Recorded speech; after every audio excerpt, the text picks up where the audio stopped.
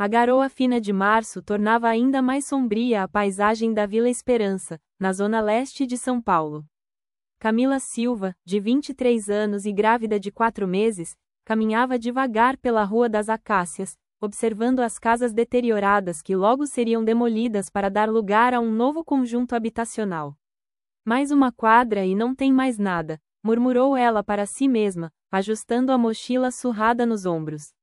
Há 3 semanas tinha sido despejada do quarto que alugava numa pensão, quando o dinheiro da rescisão do trabalho acabou.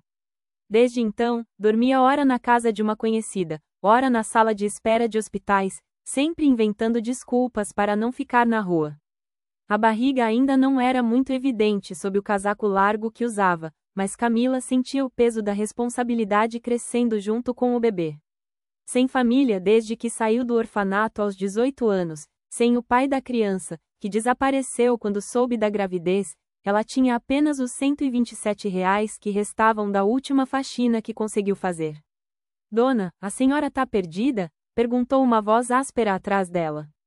Camila se virou e viu um homem de cerca de 60 anos, baixo, magro, usando uma camiseta do Corinthians desbotada e olhando-a com curiosidade mais do que desconfiança. Não, só estou dando uma olhada na região. Olhada pra quê? Aqui só tem casa velha esperando a demolição. Até eu vou ter que sair, depois de 30 anos morando na mesma casa. O senhor é seu Antônio? Perguntou Camila, lembrando-se do nome que uma vizinha havia mencionado. A dona Lourdes da feira me falou que o senhor conhece bem o bairro. Conheço sim. Por quê? Camila hesitou antes de falar a verdade. Estou procurando algum lugar barato para morar. Muito barato. Seu Antônio estudou o rosto jovem de Camila, notando a palidez e o jeito cuidadoso como ela se movia. Quantos meses? Perguntou ele, direto. Como? De gravidez. Quantos meses? Camila corou. 4 meses. Tá sozinha? Tô. Seu Antônio suspirou e coçou a cabeça grisalha. Escuta, menina. Tem uma casa aqui na rua que o dono quer se livrar antes da demolição. Ele tá pedindo qualquer coisa, só pra não ficar no prejuízo total. Qualquer coisa quanto? R$ 5. Camila parou de andar. R$ 5? É, mas é um barraco caindo aos pedaços. Sem luz, sem água encanada, com goteiras, chão desnivelado. É mais uma ruína do que uma casa. Mas é um teto, concordou seu Antônio. Se você quiser dar uma olhada. 10 minutos depois, eles pararam em frente ao número 247 da Rua das Acácias. A casa era realmente um espetáculo de abandono, pintura descascada há décadas, telhado com várias telhas quebradas, janelas sem vidro, portão de madeira podre quase caindo da dobradiça. O dono é o seu Mário, tem uma oficina 3 quadras daqui, explicou seu Antônio. Herdou essa casa da mãe, mas nunca quis investir nela. Agora com a demolição marcada para junho, ele só quer se livrar. Posso entrar? Pode, mas cuidado com o chão. A casa tinha 2 cômodos pequenos, uma sala que também servia de cozinha, e um quarto minúsculo. O chão era de cimento cru, com várias rachaduras. As paredes tinham manchas de umidade e alguns buracos. Não havia banheiro interno, apenas uma casinha nos fundos do quintal. Quanto tempo até a demolição? Perguntou Camila. 3 meses, talvez 4. Depende da burocracia da prefeitura. Camila fez as contas rapidamente. 3 meses era tempo suficiente para o bebê nascer. Depois disso, já seria outra situação. Talvez conseguisse algum benefício do governo, talvez encontrasse trabalho que pudesse fazer com a criança. Onde encontro o seu Mário?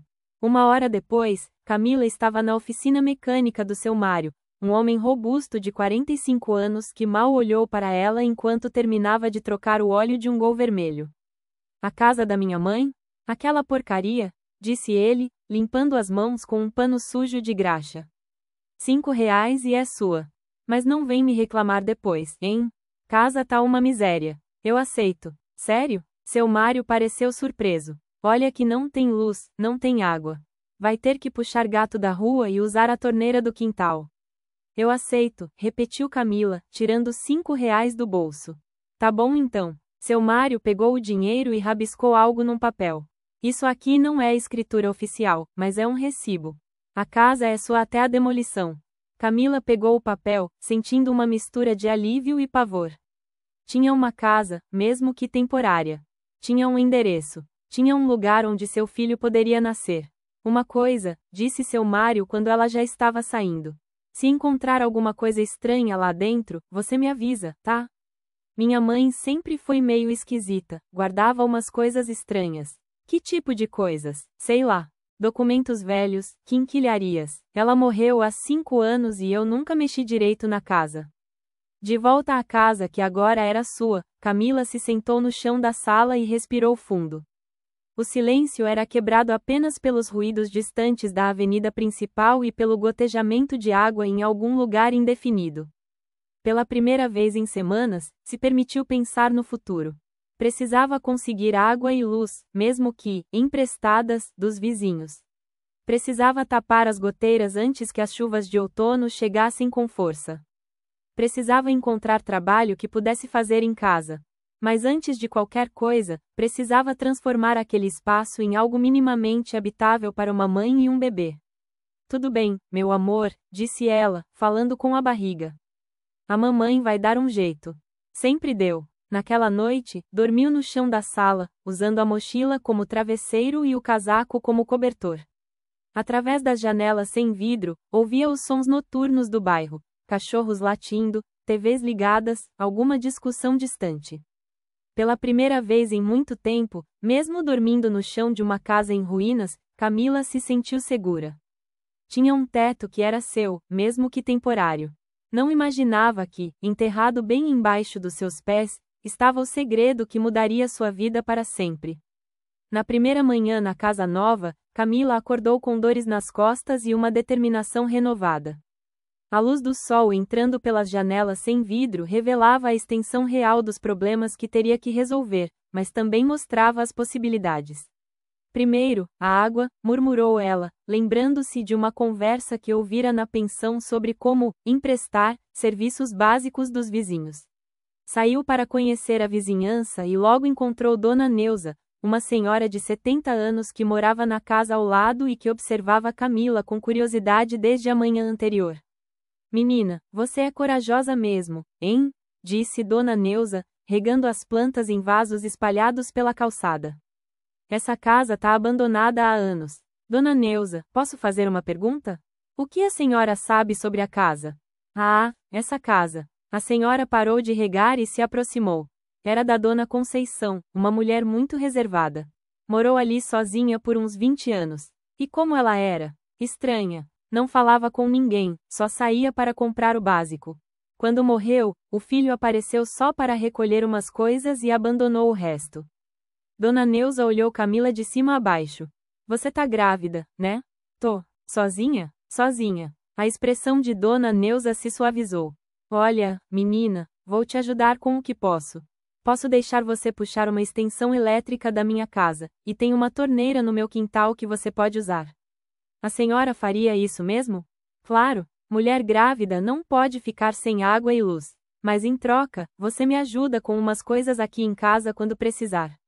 Fechado. Com a ajuda de seu Antônio, que apareceu no final da tarde com uma caixa de ferramentas, Camila conseguiu puxar uma extensão elétrica simples da casa de Dona Neuza. Não era oficial nem seguro, mas permitiria ter luz à noite. Agora você precisa tapar essas goteiras antes que venha chuva forte, disse seu Antônio, observando o teto. E esse chão? Tem umas partes bem desniveladas. É, percebi. Tem um lugar ali no quarto que fica meio oco quando pisa. Oco como? Camila o levou até o quarto e pisou forte numa área próxima à parede dos fundos. O som que ecoou era claramente diferente do resto do piso. Esquisito, disse seu Antônio, agachando-se para examinar o chão. Parece que tem um vão embaixo. Pode ser problema na fundação? Ou pode ter alguma coisa enterrada aí? Ele bateu com os nós dos dedos em diferentes pontos do chão. Oh, escuta a diferença. Era verdade. Numa área de aproximadamente 1 metro quadrado, o som era oco, como se houvesse um espaço vazio embaixo. Será que a Dona Conceição enterrou alguma coisa? Pode ser. Gente velha às vezes enterra coisas de valor. Seu Antônio se levantou. Se você quiser investigar, eu posso voltar amanhã com uma picareta. Naquela noite, Camila mal conseguiu dormir. Ficou imaginando o que poderia estar escondido embaixo do chão. Dinheiro guardado? Documentos importantes? Ou apenas uma tubulação velha que criava o espaço vazio? Na manhã seguinte, seu Antônio apareceu cedo com uma picareta, uma pá e Dona Neuza, que havia ficado curiosa com a história. Vamos com calma, disse ele, começando a quebrar o cimento na área que soava oca. Se for algo importante, não queremos estragar. Depois de 40 minutos de trabalho cuidadoso, a picareta atingiu algo que não era terra. Tem alguma coisa aqui, disse seu Antônio, limpando o suor da testa. Parece madeira. Camila se aproximou, com o coração acelerado. Madeira como? Como uma tampa. Uma porta pequena. Mais 15 minutos de escavação revelaram o que estava escondido. Um alçapão de madeira, de aproximadamente 80 centímetros por 60, com uma argola de metal como puxador. Meu Deus, sussurrou Dona Neuza. A Conceição tinha um porão secreto. Vamos abrir? Perguntou seu Antônio, olhando para Camila. Vamos. O alçapão estava pesado, mas não trancado. Quando finalmente conseguiram erguê-lo, revelaram uma escada de madeira que descia para um espaço escuro de aproximadamente 2 metros de profundidade. Alguém tem lanterna? Perguntou Camila. Eu tenho, disse Dona Neuza, correndo para casa e voltando com uma lanterna grande. Camila desceu devagar, iluminando o espaço. O porão era maior do que parecia de cima, com cerca de 3 metros de comprimento por 2 de largura. As paredes eram de tijolo aparente, e o chão, de terra batida. O que você está vendo? Gritou seu Antônio de cima. Tem uma bancada de trabalho aqui. E várias caixas. Bancada de trabalho? Camila iluminou melhor o espaço. Havia uma mesa de madeira sólida com gavetas, uma cadeira, e várias ferramentas penduradas numa parede. Martelos pequenos, alicates delicados, lupas, balanças pequenas. Parece uma oficina, disse ela. Uma oficina de joalheiro ou algo assim. Joalheiro? Disse Dona Neuza, descendo também com cuidado. A Conceição mexia com joia? Sobre a bancada havia 3 caixas de papelão fechadas, bem conservadas apesar da umidade. Camila abriu a primeira. Estava cheia de fotos em preto e branco e documentos antigos. Fotos de quê? Perguntou seu Antônio, que também tinha descido. Camila pegou algumas fotos e as examinou à luz da lanterna. São fotos de joias, anéis, colares, pulseiras, todas com números escritos no verso. Números, é como um código. Olha, a 47 março, 1978, B 23 setembro, 1979. A segunda caixa continha mais fotos, mas também cadernos de anotações com a mesma letra caprichada. Camila abriu um dos cadernos e leu em voz alta: cliente, Maria Santos. Peça, aliança de ouro 18K. Data de entrada, 15 de março de 1978. Observações, gravação interna, para sempre. Data de saída, nunca retirada. Nunca retirada? Repetiu Dona Neuza. Camila folheou mais páginas. Tem várias anotações assim. Nunca retirada, cliente não retornou, família não localizou. A terceira caixa era a mais pesada. Quando Camila a abriu, todos ficaram em silêncio. Estava cheia de joias, anéis, pulseiras, correntes, brincos, relógios, todas com pequenas etiquetas amarradas com linha, contendo os mesmos códigos das fotos. Meu Deus do céu, murmurou Dona Neuza. A Conceição tinha uma fortuna escondida aqui. Não, disse Camila, pegando uma das etiquetas. Não eram dela. Olha, a 47 Maria Santos, aliança ouro 18K, entrada 15 de março de 1978 nunca retirada. Quer dizer que ela guardava joias de outras pessoas. E essas pessoas nunca voltaram para buscar. Seu Antônio pegou um anel com uma etiqueta. 1975, 1976. Essas joias estão aqui há quase 50 anos. Mas por que as pessoas não voltaram para buscar? Perguntou Dona Neuza. Camila estava folheando um dos cadernos, procurando uma explicação, quando encontrou uma página diferente. Estava escrita com letra nervosa, diferente do resto do caderno. Não posso mais guardar este segredo. As famílias merecem saber a verdade sobre o que aconteceu com seus entes queridos. Mas se eu contar, posso ser a próxima. Deixo tudo documentado aqui, caso algo me aconteça. A verdade sobre o que o doutor fazia com as pessoas pobres que procuravam emprego na fábrica precisa ser conhecida. CS 15 de agosto de 1995. Doutor, leu Dona Neuza por cima do ombro de Camila. Fábrica? Que fábrica? E o que ele fazia com as pessoas pobres? Acrescentou seu Antônio. Isso tá parecendo coisa séria. Camila continuou lendo, mas o resto da página estava manchado e ilegível. Procurou nos outros cadernos, mas não encontrou mais referências diretas ao doutor ou à fábrica. Gente, disse ela, com a voz trêmula, acho que a dona Conceição não era joalheira. Era o que então? Acho que ela guardava as joias das pessoas que desapareceram.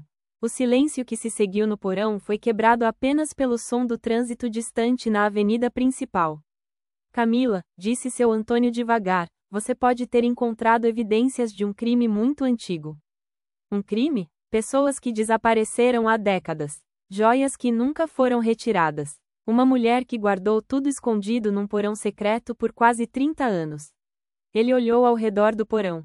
Isso não é normal. O que eu faço? Dona Neuza pôs a mão no ombro de Camila. Filha, você precisa decidir se quer mexer nisso ou não. Pode ser que descobrir a verdade traga problema para você. Mas pode ser que traga justiça para as famílias dessas pessoas, disse Camila, olhando para as joias na caixa. Se alguém matou essa gente, as famílias têm direito de saber.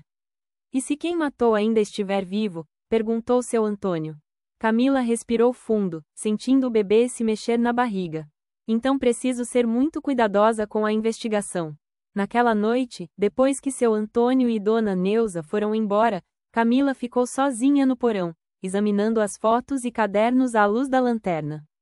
Havia algo ali que podia ser muito maior do que imaginava. Um mistério que a Dona Conceição tinha guardado por décadas, e que agora estava nas suas mãos. A pergunta era, ela tinha coragem de descobrir a verdade? Camila passou a noite toda no porão, organizando as evidências que encontrara.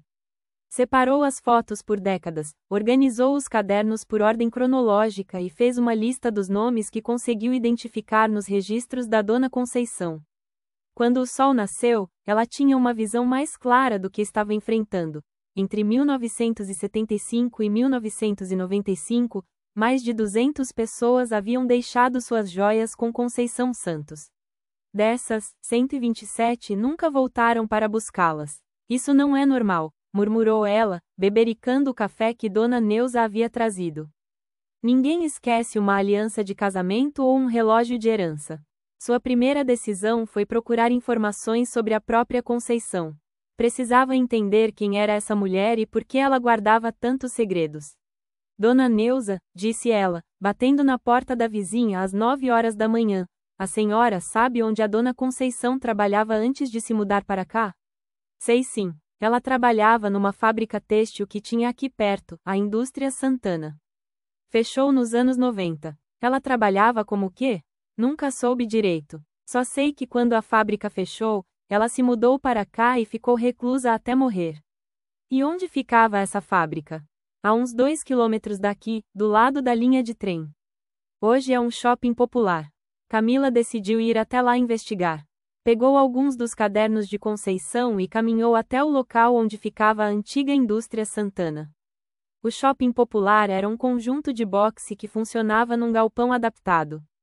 Camila procurou alguém que pudesse ter trabalhado na região nos anos 80 e 90, e logo encontrou seu Joaquim, um senhor de 75 anos que vendia ferramentas usadas num dos boxes. Indústria Santana? Claro que lembro, disse ele quando Camila perguntou. Trabalhei lá por 15 anos, até fechar. O senhor conhecia uma funcionária chamada Conceição Santos? A Conceição? Nossa, fazia tempo que não ouvia esse nome. Seu Joaquim parou de organizar as ferramentas. Ela trabalhava no departamento pessoal da fábrica. Departamento pessoal? Cuidava da contratação de funcionários, documentos, essas coisas. Era uma mulher muito séria, meio fechada. E como era o trabalho lá? Olha, a fábrica era boa para trabalhar, pagava certinho, tinha benefícios. Mas o quê? Seu Joaquim olhou ao redor como se quisesse ter certeza de que ninguém estava escutando. Tinha umas coisas estranhas, gente que era contratada e depois de um tempo sumia sem avisar. Como assim, sumia? Não voltava mais. Às vezes a família aparecia perguntando, dizendo que a pessoa não voltou para casa. Mas a empresa dizia que a pessoa tinha pedido demissão. Camila sentiu um arrepio. Isso acontecia com frequência? Mais do que deveria. Principalmente com o pessoal de fora, gente que não tinha família aqui na região. Seu Joaquim baixou a voz. Teve uma época que o sindicato até quis investigar, mas nunca deu em nada. E quem era o dono da fábrica? O Dr. Santana. Ricardo Santana. Um homem muito rico, muito bem relacionado com a política da cidade. Camila sentiu o coração acelerar.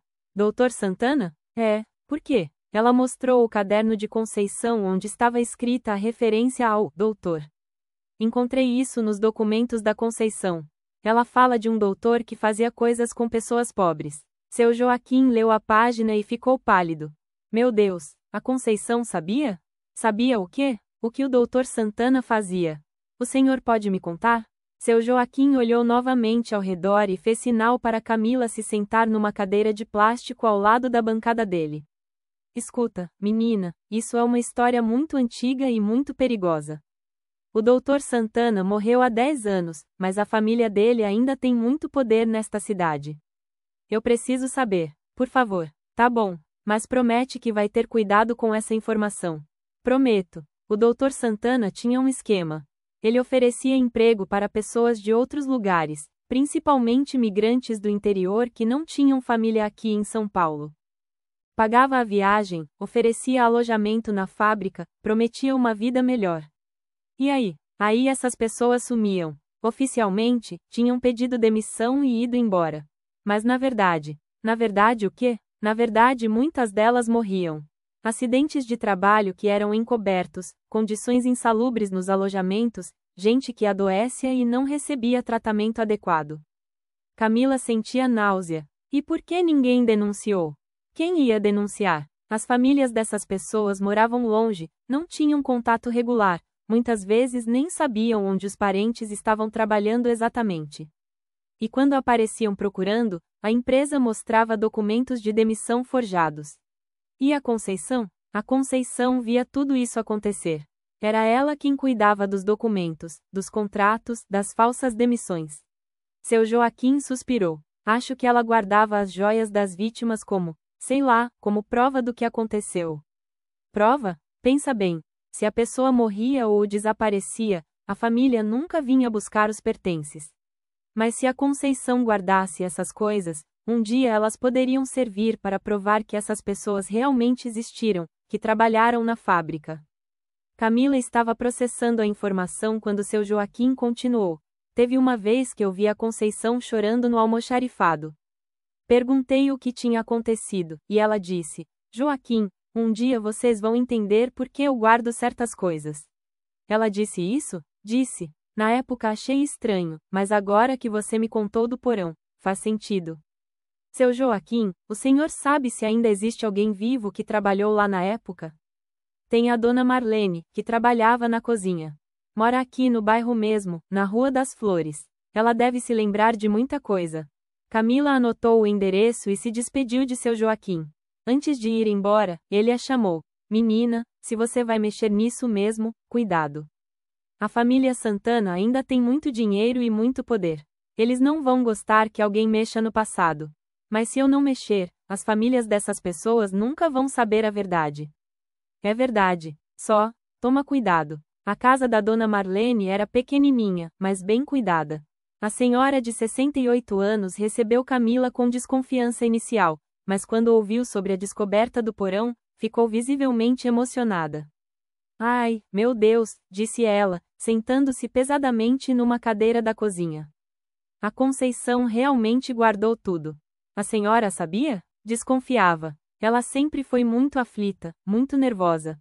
Principalmente depois que o Nivaldo desapareceu. Quem era o Nivaldo? Nivaldo Santos, um rapaz de uns 25 anos que veio do interior da Bahia procurar trabalho.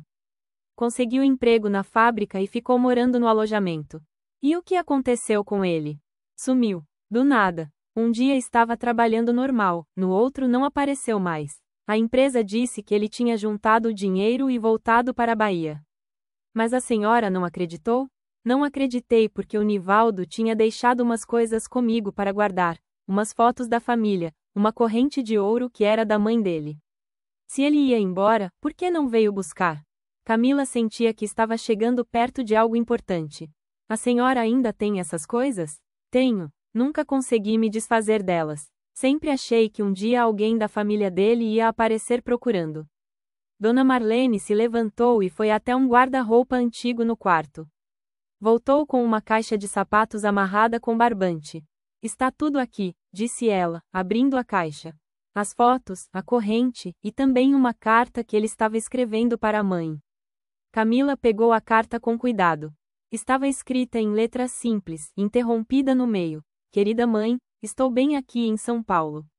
O trabalho na fábrica é pesado, mas o doutor que é dono disse que em 6 meses posso trazer a senhora e os meninos para cá. Ele tem casas para os funcionários e tudo. Só que tem umas coisas estranhas acontecendo aqui. Alguns rapazes que chegaram comigo sumiram sem falar nada. O seu Joaquim da manutenção disse para eu tomar cuidado, que o doutor não é. A carta parava aí. Ele estava desconfiado de alguma coisa, disse Camila. Estava. E 2 dias depois dessa carta, ele desapareceu. A senhora chegou a falar com a Conceição sobre isso? Falei sim. E sabe o que ela me disse? Que se eu quisesse honrar a memória do Nivaldo, eu deveria guardar essas coisas até que alguém pudesse fazer justiça. Dona Marlene secou uma lágrima. Acho que essa pessoa é você, menina. Você encontrou o que a Conceição escondeu. Você é jovem, não tem medo. Ela olhou para a barriga de Camila. Você está esperando uma criança. Mães lutam pela justiça de forma diferente. Camila voltou para casa com a cabeça fervilhando de informações. Tinha agora evidências concretas de que pessoas haviam desaparecido na fábrica de Santana, e que Conceição havia guardado os pertences delas como prova. No porão, organizou tudo o que havia descoberto. Mais de 127 pessoas deixaram joias com Conceição entre 1975 e 1995. A maioria era de imigrantes sem família local. Conceição trabalhava no departamento pessoal da fábrica e tinha acesso aos registros. O dono da fábrica, Dr. Ricardo Santana, estava envolvido no desaparecimento dessas pessoas. Conceição guardou as evidências por quase 30 anos antes de morrer. Agora preciso descobrir se ainda existem famílias procurando por essas pessoas, murmurou ela, folheando os cadernos. Encontrou uma anotação interessante. Para cada pessoa desaparecida, tentei anotar pelo menos uma informação sobre a família. Cidade de origem, nome de parente, algo que pudesse ajudar alguém a encontrá-los um dia. CS, era verdade. Ao lado de cada nome nos registros, havia pequenas anotações. Antônio Silva, Bahia, mãe, Maria Silva, Feira de Santana, José Santos, Ceará irmão, Francisco Santos, Sobral, Rosa Lima, Pernambuco, filha, Ana Lima, Recife, meu Deus, sussurrou Camila. Ela anotou informações de contato das famílias. Isso significava que era possível rastrear os parentes das vítimas e devolver não apenas as joias, mas principalmente dar a elas a resposta sobre o que havia acontecido com seus entes queridos. Mas também significava que Camila estava prestes a mexer com algo muito maior do que imaginava. Se a família Santana ainda tinha poder e dinheiro, como havia dito seu Joaquim, ela precisaria ser muito cuidadosa. Naquela noite, Camila tomou uma decisão. Ia investigar pelo menos alguns casos para ter certeza de que suas suspeitas estavam corretas. Se conseguisse encontrar 1 ou 2 famílias e confirmar que essas pessoas realmente haviam desaparecido, teria provas suficientes para procurar as autoridades. Escolheu começar pelo caso mais recente que encontrou nos registros. Lúcia Ferreira, Minas Gerais, irmã, Carmen Ferreira, Montes Claros, setembro, 1994. Se Lúcia Ferreira realmente havia desaparecido em 1994, sua irmã Carmen ainda poderia estar viva e procurando por ela. Na manhã seguinte, Camila estava na Lan House da avenida principal, pagando R$ 2 por hora de internet para tentar encontrar Carmen Ferreira em Montes Claros. Não era fácil procurar alguém apenas com nome e cidade, mas ela tinha esperança de que informações sobre uma pessoa desaparecida pudessem ter deixado algum rastro. Depois de 1 hora de busca, encontrou uma matéria de jornal local de 2010. Família continua procurando por Lúcia Ferreira, desaparecida há 16 anos em São Paulo. O coração de Camila acelerou. A matéria dizia que Carmen Ferreira, então com 67 anos, ainda procurava pela irmã que havia vindo trabalhar em São Paulo em 1994 e nunca mais deu notícias. A família perdeu contato depois que Lúcia mandou uma carta dizendo que havia conseguido emprego numa fábrica têxtil, dizia a reportagem. Carmen Ferreira oferece recompensa por qualquer informação sobre o paradeiro da irmã. A matéria incluía um telefone de contato. Camila anotou o número e respirou fundo. Estava prestes a ligar para uma mulher que há quase 30 anos procurava pela irmã. Como explicar que tinha encontrado os pertences de Lúcia num porão secreto, junto com evidências de que ela provavelmente havia sido assassinada? Do orelhão em frente à lan house, Camila discou o número. Alô? Atendeu uma voz feminina, mais jovem. Bom dia. Gostaria de falar com Carmen Ferreira. É minha mãe. Posso perguntar quem está falando? Meu nome é Camila. É sobre a Lúcia Ferreira. Houve um silêncio do outro lado da linha. Um momento, por favor. Camila ouviu vozes ao fundo, passos apressados, e então uma voz mais velha, trêmula. Alô? Você tem notícias da Lúcia? Dona Carmen, meu nome é Camila Silva. Eu estou em São Paulo. Encontrei alguns pertences que podem ser da sua irmã. Pertences? Que tipo de pertences? Uma pulseira de ouro com o nome Lúcia gravado, um anel com uma pedra azul e alguns documentos. Carmen começou a chorar ao telefone. A pulseira era da nossa mãe. A Lúcia nunca tirava do pulso. Dona Carmen, posso explicar melhor pessoalmente? A senhora pode vir a São Paulo, ou posso ir até Montes Claros? Filha, eu não tenho dinheiro para viajar. Sou aposentada, vivo com uma pensão pequena. Então eu vou até aí. Mas precisa saber que as notícias não são boas. Ela morreu? Eu acho que sim. E acho que não foi morte natural. O silêncio que se seguiu foi quebrado apenas pelos soluços de Carmen. Eu sempre soube, disse ela finalmente. Sempre soube que alguém fez mal para ela. A Lúcia era responsável demais para assumir sem dar notícia. Dona Carmen, posso ir aí no fim de semana? Preciso contar tudo pessoalmente. Pode sim, filha. Você é a primeira pessoa em 29 anos que me dá uma resposta sobre minha irmã. Camila voltou para casa determinada a juntar dinheiro para a viagem a Montes Claros. Precisava de pelo menos R$ 150 para a passagem de ônibus e mais uns 50 para hospedagem. Tinha apenas R$ 80. Dona Neuza, disse ela, batendo na porta da vizinha, a senhora não tem alguma faxina que eu possa fazer?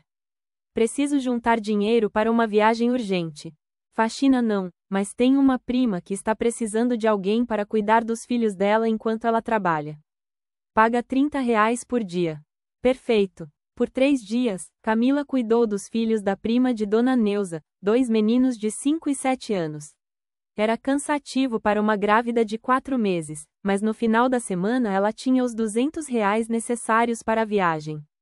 Na sexta-feira, pegou o ônibus noturno para Montes Claros, levando na mochila a pulseira, o anel e os registros de Conceição sobre Lúcia Ferreira. Carmen Ferreira morava numa casa simples na periferia da cidade, com a filha Ana, de 45 anos, e 2 netos adolescentes. Era uma senhora pequena, de 75 anos, com olhos que carregavam quase 3 décadas de esperança e sofrimento. Você é muito nova, disse Carmen quando Camila chegou no sábado de manhã. Como descobriu essas coisas sobre minha irmã? Camila contou toda a história. A compra do barraco por R$ 5, a descoberta do porão, as joias e registros de Conceição, as informações sobre a fábrica de Santana. Quando mostrou a pulseira com o nome Lúcia, Carmen desmoronou. É dela, soluçou ela. É da minha irmã. Nossa mãe deu uma pulseira igual para cada filha antes de morrer. Dona Carmen, precisa me contar tudo que a senhora sabe sobre a vinda da Lúcia para São Paulo. A Lúcia era costureira aqui em Montes Claros, mas o trabalho estava fraco. Em 1994, apareceu um homem na cidade oferecendo emprego numa fábrica de São Paulo. Dizia que a fábrica pagava bem e dava moradia para os funcionários. A senhora lembra o nome desse homem? Lembro. Ele se apresentou como representante do Dr. Santana. Dizia que o doutor era um empresário muito rico que ajudava pessoas do interior. E a Lúcia acreditou. Acreditou. Ela estava desesperada para melhorar de vida. Queria juntar dinheiro para construir uma casa aqui e trazer a mãe dela para morar junto. Carmen secou as lágrimas. A última carta que recebi dela foi 3 semanas depois que ela chegou em São Paulo. O que dizia a carta? Ana, a filha de Carmen, foi buscar uma caixa velha e tirou de lá uma carta amarelada. Está aqui, disse ela. Mamãe guardou tudo da tia Lúcia. Camila leu a carta. Querida Carmen, estou bem em São Paulo. O trabalho na fábrica é pesado, mas estou ganhando mais do que ganhava aí. O doutor que é dono é muito educado, disse que em alguns meses posso trazer vocês para cá. Mas tem uma coisa estranha, algumas pessoas que chegaram comigo sumiram sem avisar. Disseram que foram embora, mas deixaram coisas pessoais para trás. Estou um pouco preocupada. Se eu não der notícia em um mês, procurem a polícia. O endereço da fábrica é Indústrias Santana, Vila Esperança, São Paulo. Te amo, Lúcia. Ela já estava desconfiada, disse Camila. Estava. E foi a última notícia que tivemos dela. Vocês procuraram a polícia? Procuramos, disse Ana. Mas a polícia daqui disse que não podia fazer nada porque São Paulo era outra jurisdição. E quando ligamos para a polícia de São Paulo, disseram que precisaríamos ir lá pessoalmente para registrar o boletim de ocorrência. E vocês foram? Não tínhamos dinheiro. Na época, mamãe trabalhava de doméstica e eu tinha 2 filhos pequenos. Uma viagem para São Paulo custava o salário de 2 meses. Carmen pegou a mão de Camila. Filha, você pode me garantir que minha irmã morreu? Posso finalmente parar de procurar? Dona Carmen, pelas evidências que encontrei, sim. A Lúcia morreu pouco tempo depois de chegar na fábrica. E não foi acidente. Foi assassinato? Foi, junto com muitas outras pessoas. Carmen chorou mais um pouco, mas depois levantou a cabeça com determinação. Então agora quero justiça. Quero que quem matou minha irmã pague pelo que fez. Dona Carmen, o homem que era dono da fábrica morreu há 10 anos. Mas a família dele ainda está viva, e pode ser responsabilizada. Como? Vou juntar todas as evidências e procurar a polícia e o Ministério Público. Com o depoimento da senhora e os registros que encontrei, talvez consiga reabrir as investigações. Ana se inclinou para a frente. Camila, você está fazendo isso sozinha? Você é muito nova para enfrentar uma família rica e poderosa. Estou grávida e sem família. Não tenho nada a perder. Camila tocou a barriga. E quero que meu filho cresça num mundo onde as pessoas não desaparecem sem que ninguém investigue. Então vamos te ajudar, disse Carmen. Não temos dinheiro, mas temos tempo e disposição. Como vocês podem me ajudar? Podemos procurar outras famílias. Se o cara que levou a Lúcia estava recrutando gente em Montes Claros, pode ter passado por outras cidades da região. Talvez tenha levado mais pessoas. Isso seria muito útil. Ana pegou um bloco de papel. Me dá os nomes que você encontrou nos registros. Vamos ver se conseguimos localizar mais famílias. Camila passou a tarde toda com Carmen e Ana, organizando uma estratégia para procurar outras famílias de desaparecidos. Carmen se comprometeu a conversar com vizinhos mais velhos que poderiam se lembrar de outras pessoas que haviam ido para São Paulo na década de 90 e nunca mais voltaram. Quando pegou o ônibus de volta para São Paulo no domingo à noite, Camila carregava não apenas a tristeza de uma família destroçada, mas também a força de não estar mais sozinha nessa investigação. Carmen havia lhe dado algo precioso, a certeza de que estava fazendo a coisa certa, e a promessa de apoio na busca por justiça. De volta a São Paulo, Camila estava mais determinada que nunca. A conversa com Carmen havia confirmado suas suspeitas e agora ela tinha um testemunho concreto de família que procurava por uma das vítimas há quase 30 anos. Sua próxima decisão foi procurar ajuda profissional.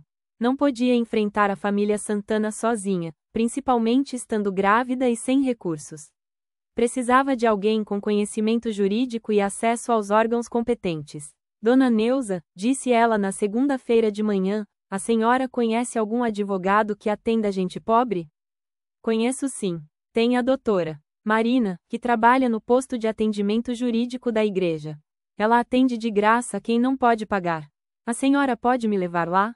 Uma hora depois, Camila estava sentada na salinha improvisada que funcionava como escritório de advocacia gratuita na Igreja do Bom Pastor.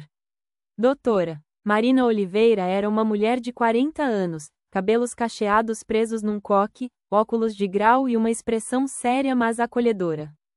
Camila, essa história que você está me contando é muito grave, disse Marina depois de ouvir todo o relato. Se for verdade, estamos falando de crimes contra a humanidade em escala local. A senhora acha que pode dar em alguma coisa? Pode dar em muita coisa. Mas primeiro precisamos organizar todas as evidências de forma que resistam a contestações judiciais. Marina pegou um bloco de papel e começou a fazer uma lista. Primeiro, precisamos fotografar e catalogar todas as joias e documentos que você encontrou. Segundo, precisamos ouvir formalmente todas as pessoas que trabalharam na fábrica e podem testemunhar sobre os desaparecimentos. Terceiro, precisamos reunir o máximo de famílias possível para dar depoimentos. E depois levamos tudo para o Ministério Público e pedimos para reabrir investigações sobre a indústria Santana. Mas a doutora acha que vai dar certo? A família Santana ainda tem muito poder. Camila, poder político não consegue esconder evidências físicas e testemunhos de dezenas de pessoas. Marina se inclinou para a frente. Além disso, crimes desse tipo não prescrevem. Se conseguirmos provar que houve assassinatos, alguém vai ter que responder por isso, mesmo depois de 30 anos. Por onde começamos? Pela documentação. Vou conseguir um fotógrafo voluntário para registrar tudo que você encontrou. E vou entrar em contato com uma jornalista investigativa que pode nos ajudar a divulgar o caso. Jornalista? Sim. Casos assim às vezes precisam de pressão da mídia para não serem abafados.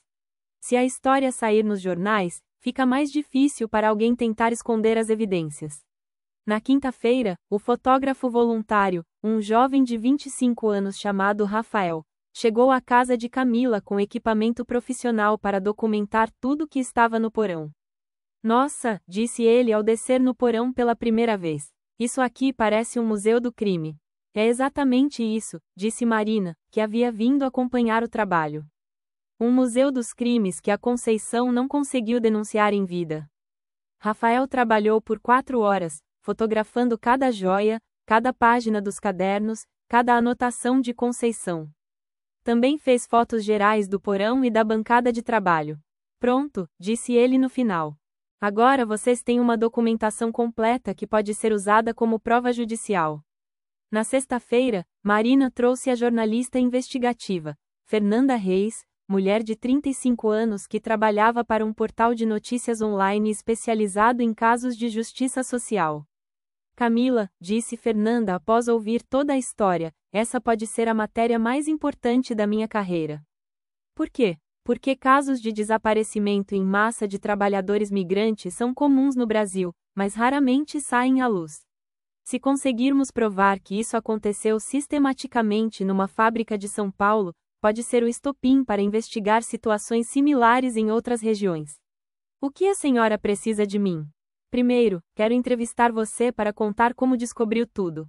Depois, quero falar com o seu Joaquim, a dona Marlene, a Carmen de Montes Claros. Vou fazer uma matéria completa. E vai sair quando? Semana que vem. Mas Camila, você precisa estar preparada. Quando a matéria sair, vai chamar muita atenção. Pode ser que pessoas ligadas à família Santana tentem te pressionar para parar a investigação. Marina interveio. Por isso vamos adiantar o processo legal. Na segunda-feira vou protocolar uma representação no Ministério Público com todas as evidências. Assim, mesmo que pressionem a Camila, a investigação oficial já vai estar em andamento. Naquele fim de semana, Camila organizou toda a sua vida pensando no que estava por vir. Sabia que nas próximas semanas sua vida mudaria completamente, para o bem ou para o mal. No domingo, recebeu uma ligação de Carmen, de Montes Claros. Camila, filha, conseguimos encontrar mais 3 famílias que procuram parentes desaparecidos em São Paulo na década de 90. Conseguiram? Como? Conversamos com pessoas mais velhas da cidade, e também pusemos um anúncio na rádio local. Apareceram 3 famílias, uma que procura um filho, outra que procura o marido, e uma que procura a irmã. E todos desapareceram depois de ir trabalhar em fábricas de São Paulo? Todos. E todos foram recrutados pelo mesmo homem que recrutou a Lúcia, um tal de Pereira, que se dizia representante do Dr. Santana. Dona Carmen, isso é uma prova incrível. A jornalista vai querer conversar com essas famílias. Já falamos com elas. Todas aceitam dar entrevista. Na segunda-feira, Marina protocolou oficialmente a representação no Ministério Público de São Paulo.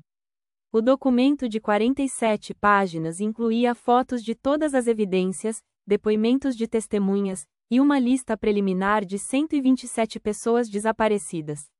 Pronto, disse ela para Camila. Agora é oficial. O Estado tem obrigação de investigar.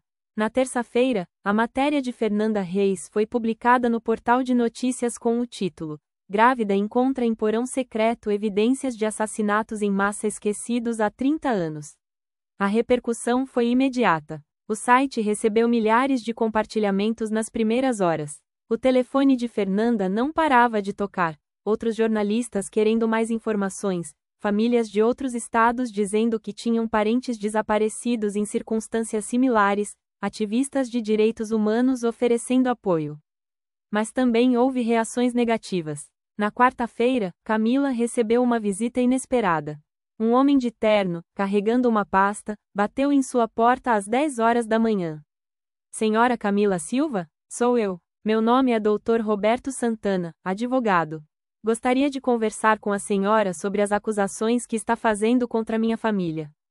Camila sentiu um arrepio. Santana? O senhor é parente do dono da fábrica? Sou neto de Ricardo Santana.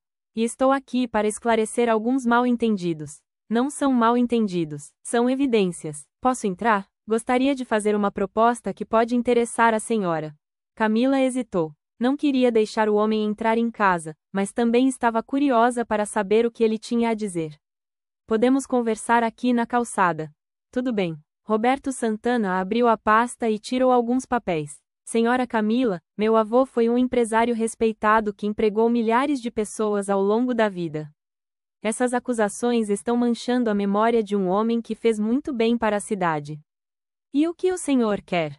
Quero propor um acordo. Minha família está disposta a pagar uma indenização de 50 milhares de reais para a senhora parar com essas acusações e entregar todas as evidências que encontrou.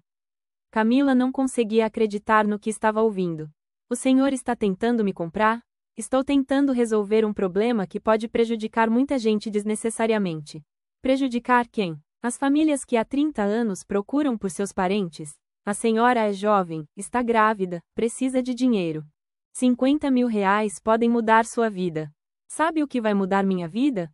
Ver justiça sendo feita. Camila se virou para entrar em casa. Não aceito sua proposta. Senhora Camila, espere. Posso aumentar a oferta. Não. Ela parou na porta. E pode avisar sua família que quanto mais vocês tentarem me intimidar ou comprar, mais certeza tenho de que encontrei a verdade. Roberto Santana guardou os papéis na pasta, com uma expressão irritada. A senhora está cometendo um erro muito grande. Minha família tem advogados muito competentes. E eu tenho a verdade do meu lado.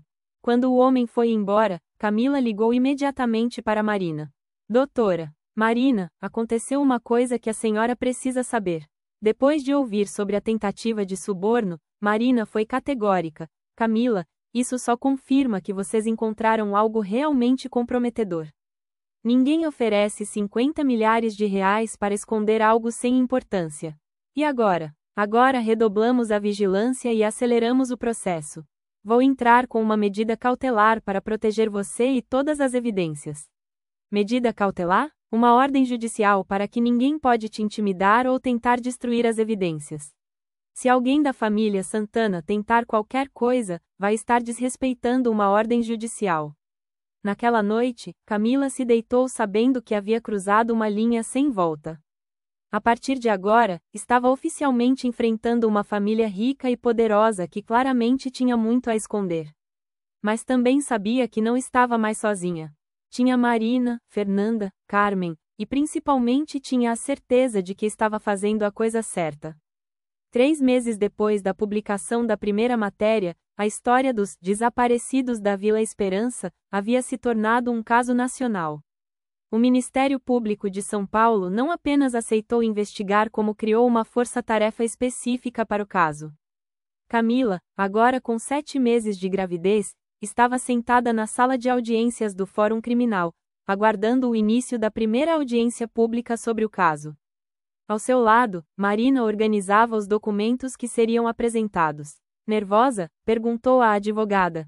Um pouco, mas é bom ver que chegamos até aqui. Nos últimos meses, muita coisa havia acontecido.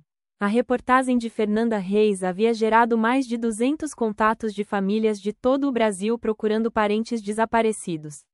Desses, 47 casos tinham ligação direta com a indústria Santana ou empresas associadas. A investigação oficial havia descoberto muito mais do que Camila imaginava. Ricardo Santana não operava sozinho. Ele fazia parte de uma rede de empresários que usavam trabalhadores migrantes como mão de obra escrava. Quando os trabalhadores adoeciam, se revoltavam ou ameaçavam denunciar as condições de trabalho, simplesmente desapareciam. Doutora Marina, chamou um jovem promotor se aproximando. Posso falar com vocês? Era Dr. Paulo Henrique, o promotor responsável pelo caso. Camila, quero que saiba que sua descoberta gerou a maior investigação sobre trabalho escravo na história de São Paulo, disse ele. Encontramos evidências de que pelo menos 300 pessoas morreram ou desapareceram entre 1970 e 1995 em empresas ligadas ao Grupo Santana. 300 pessoas, sussurrou Camila. 300 que conseguimos documentar. Pode ter havido mais. E a família Santana? Roberto Santana Filho, o neto que tentou subornar você, foi indiciado por ocultação de cadáver e formação de organização criminosa. Temos evidências de que ele sabia dos crimes do avô e ajudou a encobrir. Marina se inclinou para a frente. E os corpos? Conseguiram localizar onde estão enterradas as vítimas? Conseguimos. Baseado nos depoimentos dos antigos funcionários e em documentos que encontramos na sede da empresa, localizamos 3 locais onde os corpos foram enterrados clandestinamente. 3 locais, um nos fundos da própria fábrica, outro num terreno que a família possuía na periferia, e um terceiro numa fazenda no interior. Já começamos as exumações. Camila sentia uma mistura de tristeza e alívio. Tristeza pelas centenas de vidas perdidas, mas alívio porque finalmente as famílias teriam respostas. Dr. Paulo, as famílias já estão sendo comunicadas? Estamos entrando em contato com todas que conseguimos localizar. Incluindo a Carmen, de Montes Claros, já confirmamos que os restos mortais da Lúcia Ferreira foram encontrados. Camila começou a chorar. Pensar que Carmen finalmente saberia onde a irmã estava enterrada, depois de 29 anos procurando, era avassalador. A audiência começou às 14 horas. A sala estava lotada, jornalistas, familiares de vítimas, ativistas de direitos humanos, estudantes de direito. Camila foi a primeira a depor, contando toda a história desde a compra do barraco por R$ 5 até a descoberta do porão. Senhora Camila, perguntou o juiz, o que a motivou a continuar investigando mesmo quando tentaram intimidá-la.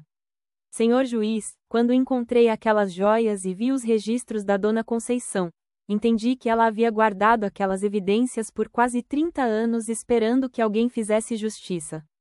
Eu não podia decepcionar ela nem as famílias que ainda procuravam por seus entes queridos. E como avalia o impacto pessoal de tudo isso em sua vida? Camila colocou a mão na barriga, onde o bebê se mexia ativamente. Senhor juiz, minha vida mudou completamente. Não só porque descobri algo importante, mas porque entendi que às vezes as pessoas mais improváveis podem fazer a diferença. Eu era uma jovem grávida, sem família, morando num barraco. Mas tinha algo que muita gente poderosa não tinha: coragem para buscar a verdade. Depois dela, depuseram seu Joaquim, Dona Marlene, Carmen, que havia vindo de Montes Claros, e vários outros familiares de vítimas. O depoimento mais emocionante foi o de Ana Ferreira, filha de Carmen. Minha mãe passou 29 anos acendendo vela para minha tia, sempre esperando que ela voltasse para casa. Graças a Camila, finalmente podemos enterrar a tia Lúcia com dignidade e minha mãe pode ter paz. A audiência terminou às 18 horas. Do lado de fora do fórum, Camila foi cercada por jornalistas, mas disse apenas: essa vitória não é minha. É da dona Conceição, que teve coragem de guardar as evidências. É das famílias que nunca desistiram de procurar. E é de todas as vítimas que finalmente vão ter seus nomes limpos e suas histórias contadas. 2 meses depois, Camila estava no Hospital das Clínicas, segurando no colo Miguel, seu filho recém-nascido. O parto havia sido tranquilo, e o menino era saudável e lindo. Oi, meu amor, sussurrou ela para o bebê. Sua mamãe tem uma história incrível para te contar quando você crescer. Dona Neuza estava sentada ao lado da cama, ajudando Camila com os cuidados básicos. Nos últimos meses, ela havia se tornado mais que vizinha, era como uma mãe adotiva. Camila, chegou uma carta para você, disse Dona Neuza, entregando um envelope. Era de Carmen, de Montes Claros. Querida Camila, não tenho palavras para agradecer o que você fez por nossa família. Na semana passada, finalmente enterramos a Lúcia no cemitério aqui de casa, do lado do túmulo da nossa mãe. Ela está em paz agora, e eu também. Anexei uma foto do túmulo e uma quantia em dinheiro que juntamos aqui na cidade. Não é muito, mas é nosso jeito de ajudar você e o bebê. Você nos deu de volta nossa irmã e nossa dignidade. Que Deus abençoe vocês dois. Com amor eterno, Carmen. Dentro do envelope havia R$ 500 em notas pequenas e uma foto do túmulo de Lúcia Ferreira, com uma lápide simples onde estava escrito: Lúcia Ferreira 1967 a 1994 finalmente em casa. Camila chorou, mas dessa vez eram lágrimas de realização. 6 meses depois, a casa onde Camila agora morava era bem diferente do barraco que havia comprado por R$ 5. Com o dinheiro que recebeu dos direitos autorais do livro que escreveu sobre sua experiência, O Porão dos Esquecidos, ela havia conseguido comprar uma casa pequena mas confortável no mesmo bairro. O porão da casa antiga havia sido transformado em um memorial. A prefeitura, pressionada pela opinião pública, havia desapropriado o terreno e criado o Memorial Conceição Santos, em memória dos trabalhadores desaparecidos. Naquela manhã de sábado, Camila estava no memorial com Miguel no colo, mostrando para ele as fotos das vítimas que agora estavam expostas numa parede de honra. Miguel, essas pessoas tiveram suas vidas tiradas, mas suas histórias não foram esquecidas, disse ela para o filho de 6 meses. E você vai crescer sabendo que sua mamãe ajudou a fazer justiça para eles. Marina se aproximou, carregando documentos. Camila, tenho novidades sobre o processo. Que novidades? Roberto Santana foi condenado a 15 anos de prisão. Além disso, a família foi obrigada a pagar indenização de R$ 2 milhões para um fundo de reparação às famílias das vítimas. 2 milhões? E tem mais. A investigação se expandiu para outros estados. Já identificamos casos similares no Paraná, Minas Gerais e Bahia. Sua descoberta gerou uma força-tarefa nacional contra trabalho escravo histórico. Fernanda Reis chegou logo depois, carregando uma câmera. Camila, posso fazer umas fotos suas aqui no memorial? É para uma matéria de 1 ano depois da descoberta. Claro. Enquanto Fernanda organizava o equipamento, Camila olhou ao redor do memorial. Havia placas com os nomes de todas as 347 vítimas identificadas, fotos das famílias que finalmente tiveram respostas, e uma réplica exata do porão como ele foi encontrado. Fernanda, disse Camila, pode escrever na matéria que essa história prova uma coisa importante. O quê? Que justiça não tem prazo de validade. E que às vezes as pessoas que menos têm poder são as que mais têm coragem para fazer o que é certo. E você? Como se vê hoje? Camila olhou para Miguel, que dormia tranquilamente no seu colo. Me vejo como uma mãe que quer deixar um mundo mais justo para seu filho. E que descobriu que ser pobre e jovem não significa ser sem importância. E o futuro? Quais são seus planos? Estou terminando um curso de assistência social. Quero trabalhar ajudando famílias a encontrarem pessoas desaparecidas. Esse caso me mostrou que existem milhares de famílias no Brasil passando pelo que Carmen passou, procurando por parentes sem ter para onde ir. Vai criar uma ONG? Vou. Vai se chamar Instituto Conceição Santos. Queremos ser um ponto de apoio para famílias de desaparecidos. Naquele final de tarde, quando todos foram embora, Camila ficou sozinha no memorial com Miguel. Sentou-se no banco onde havia uma placa em homenagem a Conceição Santos. Dona Conceição, disse ela, falando como se a mulher pudesse ouvi-la, conseguimos. Suas evidências serviram para fazer justiça. As famílias encontraram paz, e os criminosos pagaram pelos crimes. Miguel acordou e olhou para a mãe com seus olhos escuros e curiosos. E você, meu filho, vai crescer sabendo que sua mamãe não foi apenas uma jovem que comprou um barraco por R$ 5. Foi a mulher que descobriu o segredo que mudou a vida de centenas de famílias. Quando saiu do memorial, Camila parou na esquina e olhou para trás, para a casa onde tudo havia começado.